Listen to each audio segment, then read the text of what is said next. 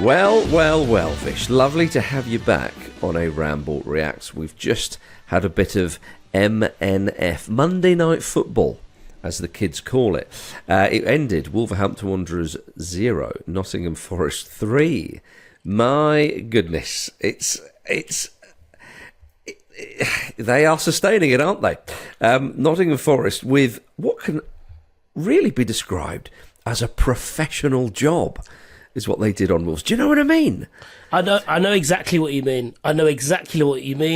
They weren't like footballing wise. They were enough better than Wolves. They were that little bit more clinical, a little bit more nous. Dare I say it? There was a hint of big club energy about that. Oh yes, there absolutely was, which is why I think that they're going to sustain this. But we'll come to that in a bit.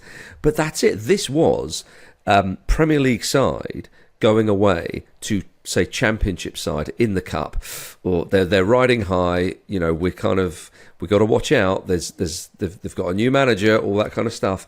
Let's do the basics well, take our chances. We'll be clinical, and everyone goes, good professional job. And I just felt that's what it was. In the first half, yes, there were chances and all that kind of stuff, but that was the feeling that they rode it out. And Forest, my goodness, they've reached 40 points already. They are not, I'm going to be the first to say this, they're not going down.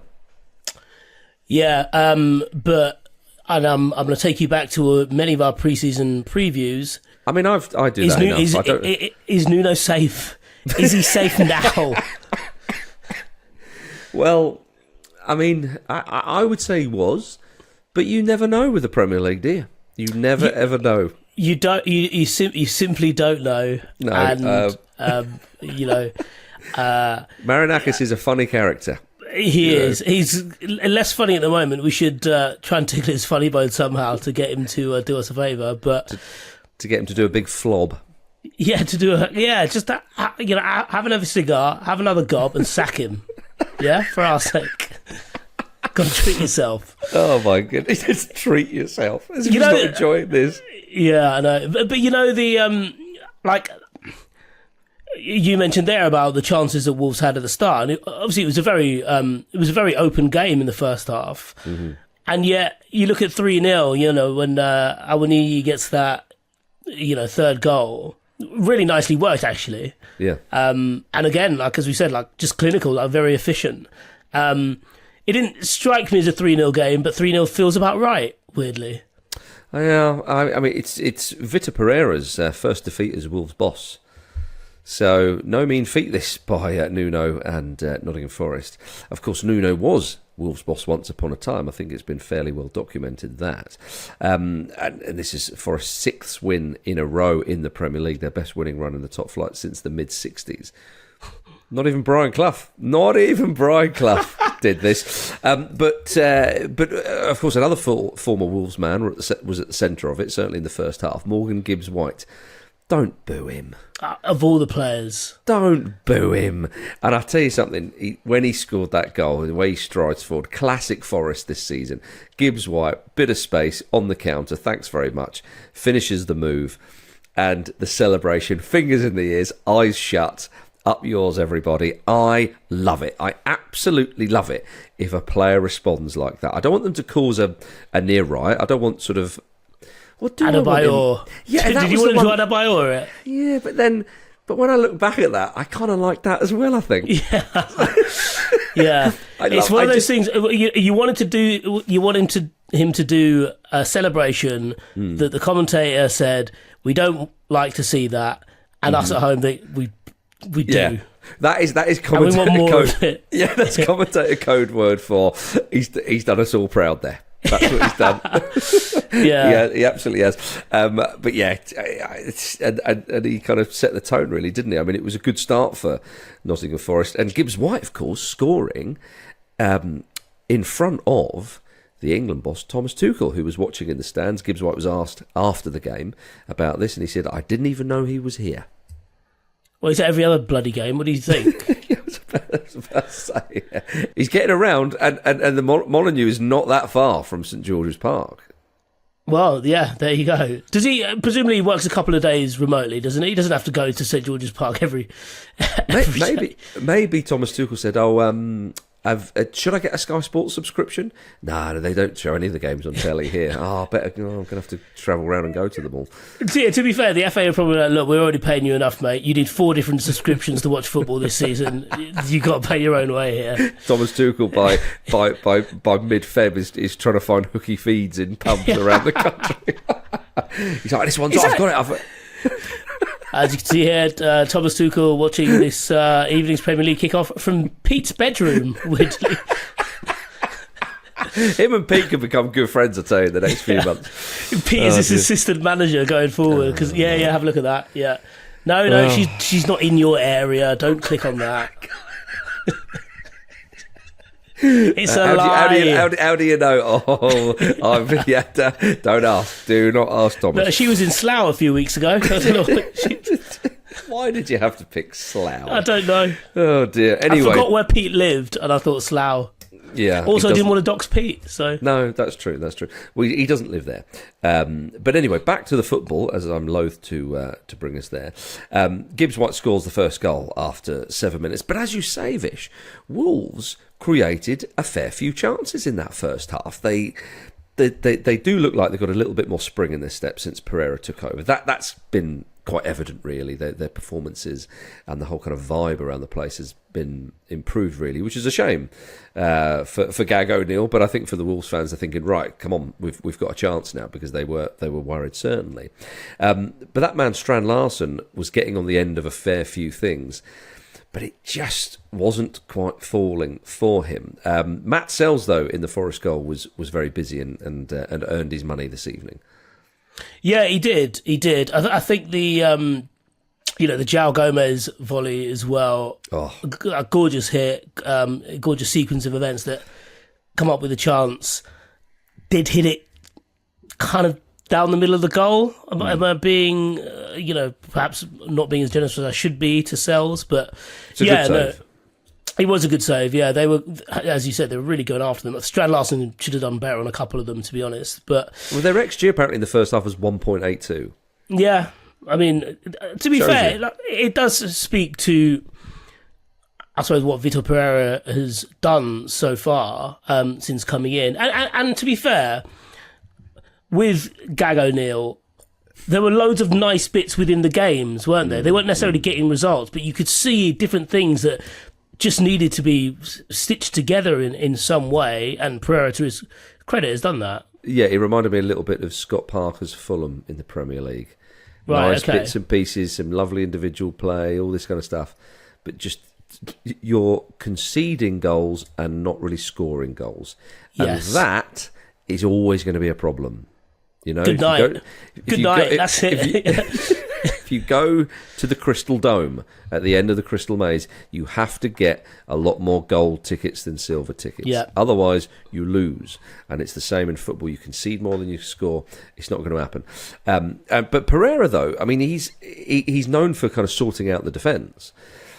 But not even his tactics can keep a counter-attacking Forest at bay. So the more Wolves were going forward, yes, they should have scored. It's as simple as that. Forest actually did ride their luck a little bit. But Matt Sells, I think, has been a fairly underrated goalkeeper in the Premier League. There's not been that much talk about him, but he's put in a big old shift for Forest and has made his contribution with them having 40 points at this stage of the season and being level on points with Arsenal, by the way. Again, if Liverpool hadn't been so bloody good, Forest would be in a title race right now, which is crazy, but there we are. But back to the game. Sells doing his thing, but of course, the more they pile forward, getting a sniff of goal and so on, yes, they should have scored, but they didn't.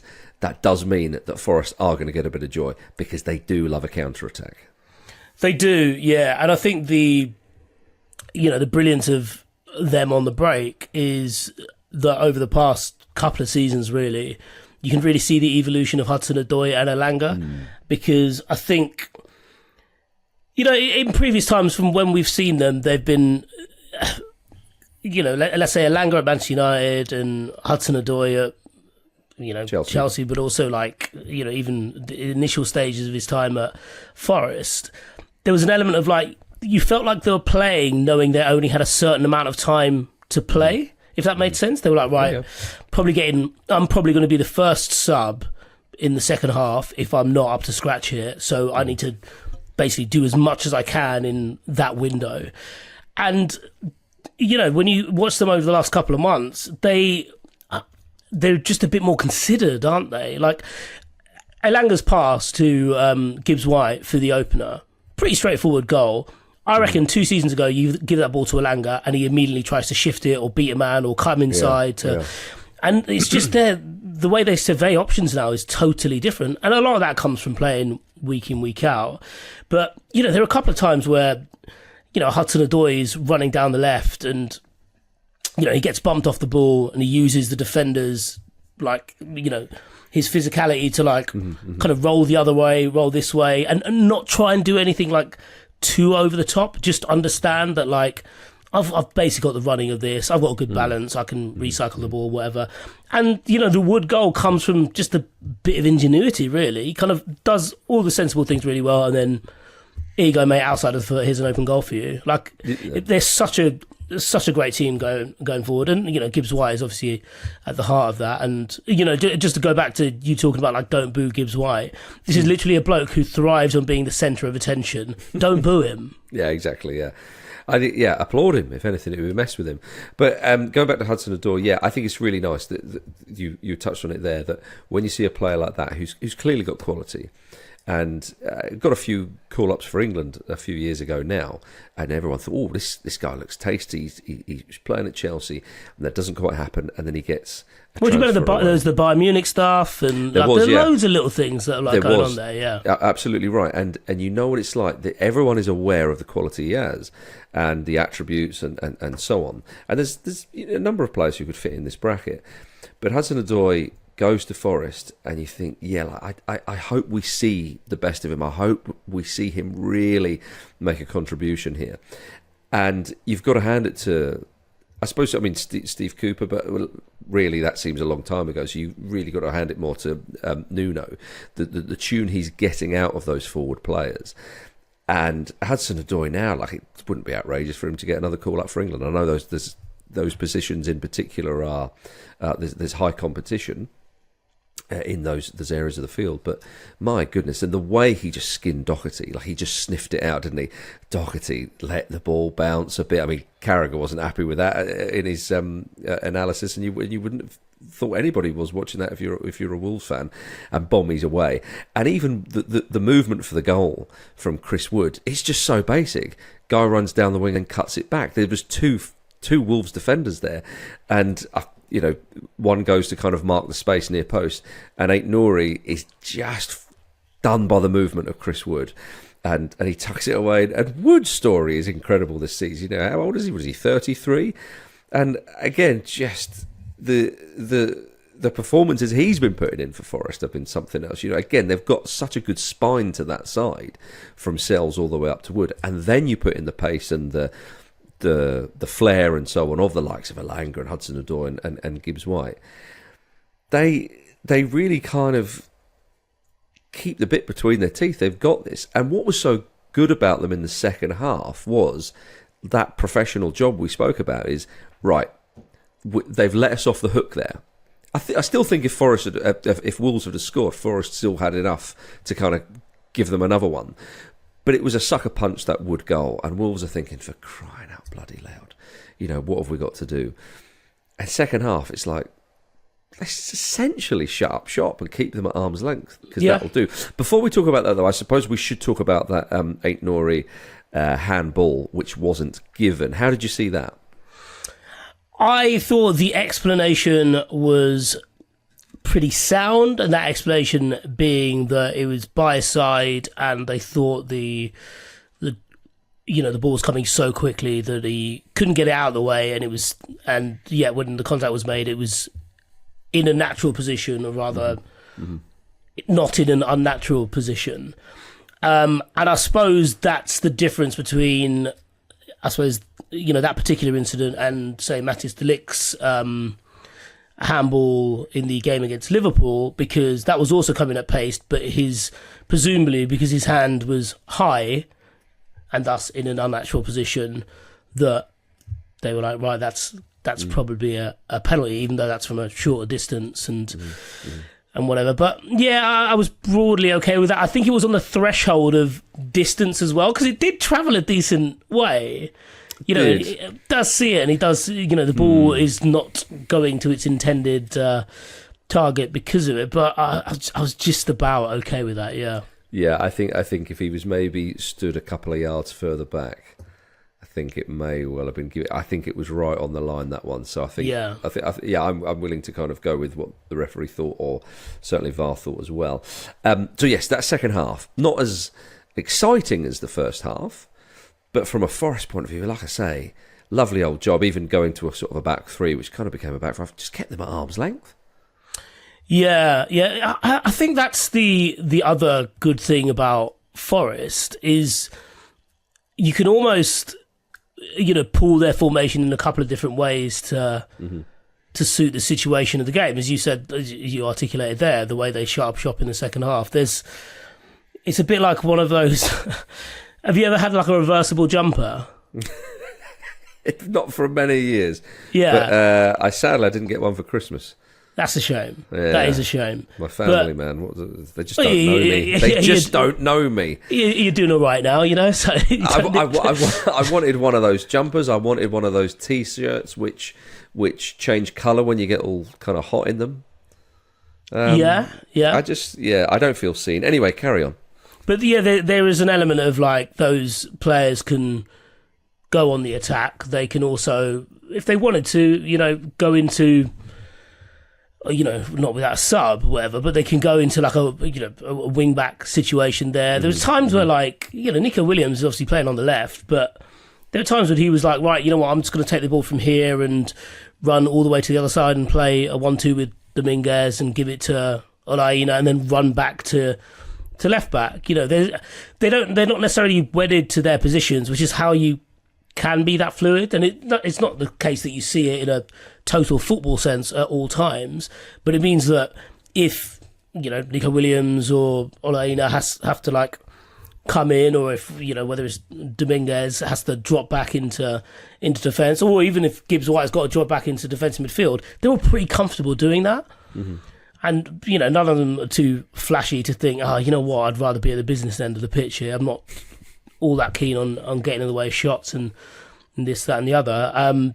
In saying that, they were very open. And I think, it'd be hard to look at this result as a Wolves fan and be like, we did all right there when you got 3-0 on the scoreboard. But they certainly could consider themselves unlucky, not least because they got really, really scrabbly by the end. Like Sarabia, someone who like you assume you can bring on and have a bit of class, and he kept passing the ball out of play.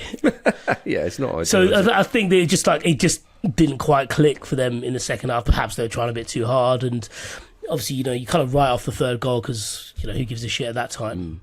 I was pleased for ait-nouri, who came on and got the goal. He had a little chance before that.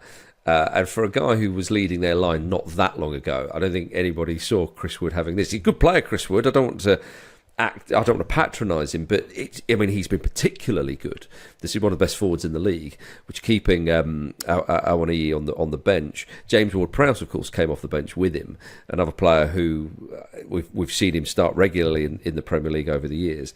So nice for young James to get an assist as well, and for ait-nouri to get the goal. He looked absolutely delighted as well. And again, for Nuno, that's a lovely old job, because it just keeps his second striker a little bit happy. It keeps the good vibes going, and everybody seems to be pulling in the same direction. And this is why I think Forest can do I think they can do the unthinkable. They could get a Champions League spot. Yeah. Come May, because it was the game management today from Espirito Santo. I understand they were a little bit open, and on another day, maybe, Wolves do get a goal in that first half. But they didn't. And as you said at the start of the show, it did feel like big club energy. I suppose their main impediment to a top four spot comes in the form of Manchester City. Because it'd be top five this season. Well, yeah, sure. Well, then, I can still throw that in with Manchester City. Yeah. because, this is the first time in a while that they've been part of the pack, really, and you just can't really discount them. But the thing you would say about that is once you get to Man City, in terms of like sixth and below, that's kind of it, really. Like, Villa still battling with, dealing with the, with the travails of playing, midweek, weekend. They'll all want Villa to go as far as possible in the Champions League. Oh yeah, without a doubt as well. Yeah. Obviously, Newcastle have been on an incredible run of form, so they may end up finishing sixth and being disappointed, which would still be a remarkable season. But you just to riff on what you were saying about Awoniyi coming on and like being ecstatic about that, and Nuno loving it. I mean, it's that thing we always talk about, like team spirit's a hell of a thing when you're winning, isn't it? Yeah, it is. And you could also say that like a lot of players come to the Premier League and they have, and they do so not just because they think they can play in that league, but because they want to progress in their career. And there'll be a number of those Forest players who would have joined a couple of years ago thinking, right, this is a great shop window, but I'd love to be playing for like a team pushing for Champions League places and opportunities. Well, now they've got that as well. Yeah. So it's just, they're having a wonderful time of things. They seem in a great place. Everything seems like, as good as it has been for Forest in a generation, really. And Champions League would be just staggering, really. But it really would be. On current form, no less than they deserve. Yeah, Europa League would be, Conference League would be. Yeah, of course. But, but bollocks to that. They're on the same points as Arsenal. I'm talking Champions League right now. They have the little matter of hosting Liverpool on Tuesday next week. Oi, if you want to go for the title, you got to beat the big boys, haven't you? If they can win that, bloody hellfire. Oh, dear me. It was around this time of the season, wasn't it, where Arsenal beat Leicester City at the Emirates. I think Welbeck scores the winner in the last minute. 2-1, yeah. And there was a bit of like, this is where it ends. Might we have a different result, but a flip, and this will be like, this is when it starts. Yeah, well, even though it didn't end for Leicester then. Yeah, I know what you mean. Yeah, they did beat Liverpool earlier on in the season, lest we forget. Yeah.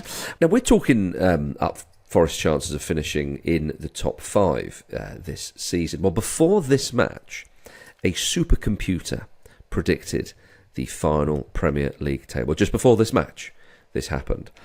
And now maybe, there's a little bit of egg perhaps on the supercomputer's face, because they predict Forest to finish in 8th. They think the supercomputer thinks there's going to be a bit of a drop-off with Forest, and I think a lot of people may well think that. I tell you what, though, Liverpool, obviously, to win the league, they think that the supercomputer thinks... it thinks, not they, it. It's just a computer, isn't it? Unless it's a computer with a cape. It's not a supercomputer, is it? Well, we don't know. I haven't got a picture of this. Unless it was bitten by a radioactive computer. True. Like a desktop was bitten by a radioactive laptop. It's not a supercomputer. As you know, I like to assume things, and I'm going to assume that that's true. So I'm going with supercomputer. So it's predicted Liverpool top, Arsenal second, Man City third, Chelsea fourth. How about this? Fulham fifth. Come on. Champions League, you're having a laugh. Is this your computer? It's your computer, isn't it? Yeah, supercomputer at hotmail.com if you have a problem with any of this. Funnily enough, Southampton bottom, Leicester and Everton. That's what the supercomputer says. Man United in 12th. So better. Take it. I'd bite its keyboard off for that. I'd shake your hard drive for that. I really would. Oh dear. Well, let's turn our attention to... What they need is a good defragmenting. Come on now. Give your cap blocks a tweet for the lads.